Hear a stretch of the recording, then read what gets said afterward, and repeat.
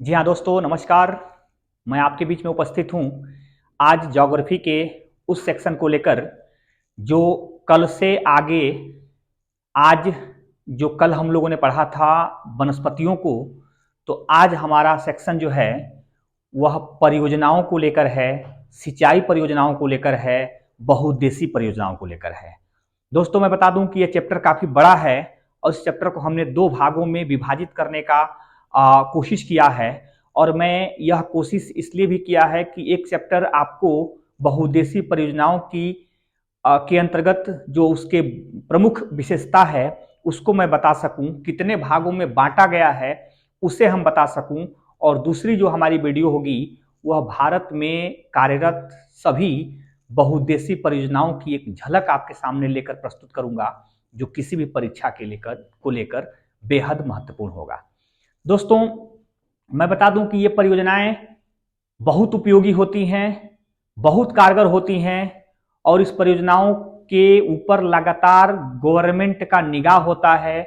लगातार ये कोई ना कोई परियोजना चर्चा को लेकर लोगों के बीच में बना रहता है और उससे संबंधित प्रश्न भी आपके सामने पूछे जाते रहे हैं।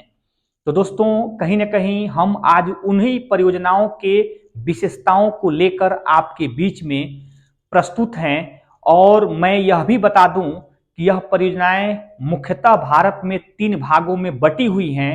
हालांकि हम सामने जो लिखे हैं उससे भी स्पष्ट हो जाएगा कि परियोजनाओं के विस्तार के दृष्टिकोण से परियोजनाएं कितने प्रकार की हैं। तो हमारा जो हेडिंग होगा, भारत की प्रमुख नदी घाटी परियोजना तथा बहुउद्देशीय कार्यक्रम। दोस्तों मैं बता दूं कि नदी घाटी परियोजना और बहुउद्देशीय कार्यक्रम को लेकर आज हम आपके बीच में बने हुए हैं। और आज हमारा जो बहुउद्देशीय परियोजना को समझाने का मकसद है वह यह बता रहा है कि इसका नाम है बहुउद्देशीय परियोजना। मतलब ऐसी परियोजना जिससे बहुत उद्देश्यों की पूर्ति होती है, उस परियोजना को कहा जाता है बहुउद्देशीय परियोजना। तो दोस्तों बहुउद्देशीय परियोजना भारत में बनाने की शुरुआत है वह 1948 में दामोदर घाटी बहुउद्देशीय परियोजनाओं से प्रारंभ किया गया था। दोस्तों मैं बता दूं कि दामोदर घाटी परियोजना पश्चिम बंगाल और झारखंड राज्य की संयुक्त परियोजना है और भारत के इतिहास में स्वतंत्रता के बाद की पहली परियोजना है। इस परियोजना का निर्माण दामोदर नदी पर हुआ था और यह परियोजना 1948 में बनकर तैयार हुआ था। कभी भी इस परियोजना को लेकर प्रश्न पूछे जाते हैं तो ज्यादातर प्रश्न यही पूछे जाते हैं कि स्वतंत्र भारत की पहली बहुउद्देशीय परियोजना कौन सी है। तो आंसर होता है दामोदर घाटी परियोजना। हालांकि कभी यह भी प्रश्न पूछे जाते हुए देखे गए हैं कि भारत में दामोदर घाटी परियोजना विश्व के किस परियोजना के नकल मानी जाती है या विश्व के किस परियोजना के ही मॉडल पर बनाई गई परियोजना है। तो आपको बता दूं कि अमेरिका स्थित टेनेसी परियोजना, जिसका निर्माण अमेरिका में 1933 में हुआ था, अमेरिका स्थित टेनेसी परियोजना की नकल मानी जाती है भारत में दामोदर घाटी परियोजना, या उसी के मॉडल पर तैयार यह परियोजना मानी जाती है जिसे हम दामोदर घाटी परियोजना कहते हैं। तो दोस्तों बहुउद्देशीय परियोजना इसका नाम क्यों पड़ा, तो मैं यहां आपको डिफाइन कर दूं कि यह परियोजना मुख्यतः सिंचाई कार्य के लिए विकसित होता है। लेकिन सिंचाई कार्य के साथ इससे लाभ जो प्राप्त होता है लोगों को या गवर्नमेंट को, वह बाढ़ नियंत्रण में इसका उपयोग किया जाता है। इस परियोजनाओं से बिजली बनाने का काम किया जाता है। इस परियोजनाओं से वाटर स्टोरेज का काम किया जाता है। इस परियोजनाओं को लेकर पृथ्वी के वाटर लेवल को मेंटेन किया जाता है। इस परियोजनाओं को लेकर मत्स्य पालन का भारी मात्रा में काम किया जाता है। यह परियोजनाएं पर्यटन के विकास को बढ़ावा देने के लिए कार्यरत होती हैं। इस परियोजनाओं से पुल और सड़क जैसे बुनियादी ढांचे का निर्माण किया जाता है। यह परियोजनाएं दोस्तों पेयजल की सुविधा हमें उपलब्ध कराती है, बहुत हद तक रोजगार के सृजन के भी कार्य करती है। और यह परियोजना दोस्तों मैं बता दूं कि भारत जैसे देशों में कुछ ही महीनों में जो ज्यादा बरसात होती है, वह बरसात के पानी नदियों के माध्यम से समुद्र में मिल जाता है, जो जनता के लिए लॉन्ग टाइम के लिए हितकर नहीं होता है। इसलिए भी यह परियोजनाएं उन पानी को सुरक्षित करके और जनता के लिए पेयजल के रूप में उपलब्ध होती है।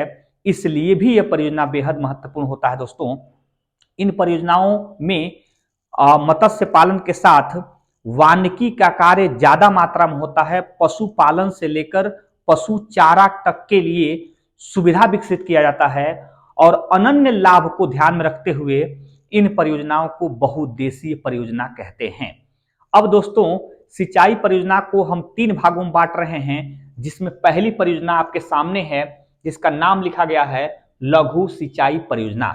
और दोस्तों लघु सिंचाई परियोजना किसे कहते हैं, इसके लिए हमने सामने लिखा है कि जिस परियोजना से 2000 हेक्टेयर से कम भूभाग सिंचित होते हैं, याद रख लेंगे और इसे नोट भी कर लेंगे, जिस परियोजना से 2000 हेक्टेयर से कम भूभाग सिंचित होता है उसे लघु सिंचाई परियोजना कहते हैं। और भारत में लघु सिंचाई परियोजना कुल सिंचाई परियोजना का 62% की हिस्सेदारी रखता है। और दोस्तों मैं बता दूं कि लघु सिंचाई परियोजना के अंतर्गत क्या क्या शामिल होता है। नलकूप इसमें शामिल होते हैं, कुआं शामिल होता है, पंप शामिल होता है, तालाब लघु सिंचाई परियोजना के अंतर्गत आता है, ड्रिप सिंचाई लघु सिंचाई परियोजना के अंतर्गत आता है और छोटी छोटी नहरें भी लघु सिंचाई परियोजना के अंतर्गत शामिल की जाती हैं। दोस्तों आपके गांव में, आपके खेत खलिहान की तरफ निश्चित तौर पर इस परियोजनाओं का उदाहरण देखा जा सकता है। यह परियोजनाएं पंप के रूप में हमको दिखाई दे देती हैं, छोटी नहरों के रूप में हमको दिखाई देती हैं, कुआं तालाब के रूप में हमको दिखाई दे देती हैं, ड्रिप सिंचाई या टपकन सिंचाई के रूप में भी हमको दिखाई दे देती हैं। यह परियोजनाएं भारत में अधिकतम किसान उपयोग करता है, इसलिए यह परियोजनाएं अर्थात लघु सिंचाई परियोजनाएं भारत की कुल परियोजनाओं का 62% लगभग 62% की हिस्सेदारी रखता है। एक नोट मैं लिखा हूं दोस्तों, ये क्वेश्चन पीसीएस में पूछा गया था। केंद्र सरकार ने 2010 में लघु सिंचाई परियोजनाओं को प्रारंभ किया था। क्वेश्चन सीधा सीधा था कि भारत में लघु सिंचाई परियोजनाएं कब प्रारंभ की गई थी, तो मनमोहन सिंह की सरकार ने सन 2010 में लघु सिंचाई परियोजनाओं की शुरुआत की थी। यह प्रश्न रिपीटेड प्रश्न है, एक दो बार यह प्रश्न पूछे जा चुके हैं। अब हम देखते हैं दूसरी परियोजना कौन सी है। तो दूसरी परियोजना हम देख पा रहे हैं मध्यम सिंचाई परियोजना। पहला तो आपने लघु सिंचाई परियोजना देखा, दूसरी मध्यम सिंचाई परियोजना, जहां लघु सिंचाई परियोजनाएं 2000 हेक्टेयर से कम भूभाग को सिंचित कर रही थी, वहीं मध्यम सिंचाई परियोजनाएं 2000 से लेकर 10,000 हेक्टेयर के मध्य भूभाग को सिंचित करती हैं और ऐसे भूभाग को सिंचित करने वाली परियोजनाओं को हम मध्यम सिंचाई परियोजनाएं कहते हैं। हालांकि सबसे कम सिंचाई परियोजना मध्यम सिंचाई परियोजना ही है जो भारत में कवर करता है और इसकी कवर क्षमता जो है कुल सिंचाई परियोजना का मात्र 10% है और 10% ही मध्यम सिंचाई परियोजना भारत में विकसित है।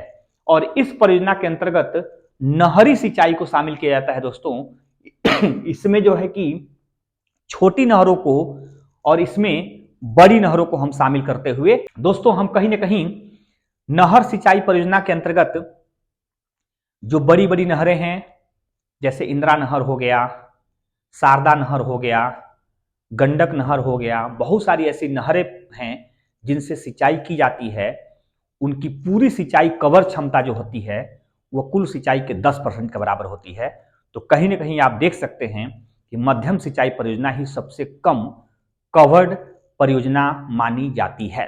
अब हम तीसरे की तरफ बढ़ते हैं दोस्तों, और तीसरा क्या कहता है इसको देख लीजिए, बृहद सिंचाई परियोजना।